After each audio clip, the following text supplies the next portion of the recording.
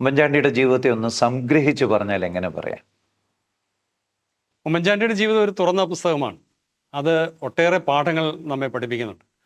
അതിൽ നിന്നും ഞാൻ തിരഞ്ഞെടുത്ത 10 പാഠങ്ങൾ ഞാൻ പറയാം. ഒരുപക്ഷെ ഉമ്മൻചാണ്ടിയോട് താങ്കളുടെ ജീവിത വിജയ രഹസ്യങ്ങൾ എന്താണ് എന്ന് ചോദിച്ചാൽ അദ്ദേഹം പറയാൻ സാധ്യതയുള്ള 10 കാര്യങ്ങൾ, എൻ്റെ ജീവിതം എന്നെ എന്ത് പഠിപ്പിച്ചതെന്ന് ചോദിച്ചാൽ പറയാൻ സാധ്യതയുള്ള 10 കൽപ്പനകൾ, അദ്ദേഹത്തിൻ്റെ ജീവിത സംഗ്രഹം എന്ന് വേണമെങ്കിൽ പറയാം. ഒന്നാമത്തേത്, വെട്ടിപ്പിടിക്കുന്നതിനേക്കാൾ വിട്ടുകൊടുക്കുന്നതാണ് നല്ലത്.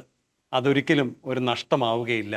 2, നിർവ്യാജമായ സ്നേഹം നാം കൊടുത്താൽ കടൽ പോലെ സ്നേഹം തിരികെ കിട്ടും. 3, ചോര ചിന്തേണ്ടി വന്നാലും ശത്രുവിനെ സ്നേഹിക്കാൻ തയ്യാറായാൽ ആ ശത്രു പോലും പിന്നീട് മിത്രമാകും.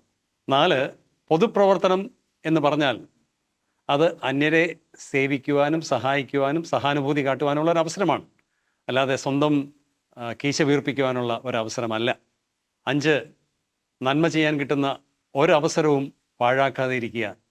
ഒരുപക്ഷെ അതിനുവേണ്ടിയാണ് നമ്മുടെ ജീവിതത്തിൽ പല ആനുകൂല്യങ്ങളും ദൈവം നമുക്ക് നൽകുന്നത്.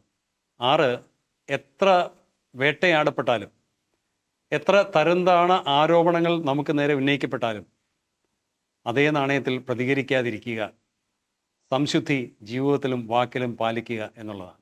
7, അന്യരെക്കുറിച്ച് അറിയാവുന്ന പല രഹസ്യങ്ങളും, നമുക്ക് പല രഹസ്യങ്ങൾ അറിയാൻ കഴിഞ്ഞേക്കാം, അത് പരസ്യമാക്കാതിരിക്കുക. കാരണം അത്തരം രഹസ്യങ്ങൾ പുറത്താക്കിയാൽ അനേകരുടെ ജീവിതത്തിൽ സ്ഫോടനങ്ങൾ ഉണ്ടാകാനുള്ള സാധ്യതയുണ്ട്. 8, വലങ്കൈ ചെയ്യുന്നത് ഇടങ്കൈ അറിയാതെ ഇരിക്കുക. തക്ക സമയത്ത് അതിന് പ്രതിഫലമുണ്ടാവും.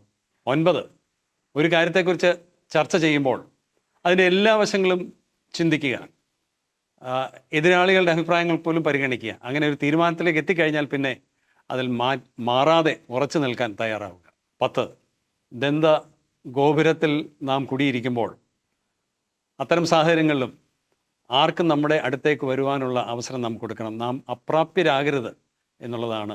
ഇതാണ് ഉമ്മൻചാണ്ടി നമ്മെ പഠിപ്പിക്കുന്ന 10 പാഠങ്ങൾ എന്ന് ഞാൻ കരുതുന്നു.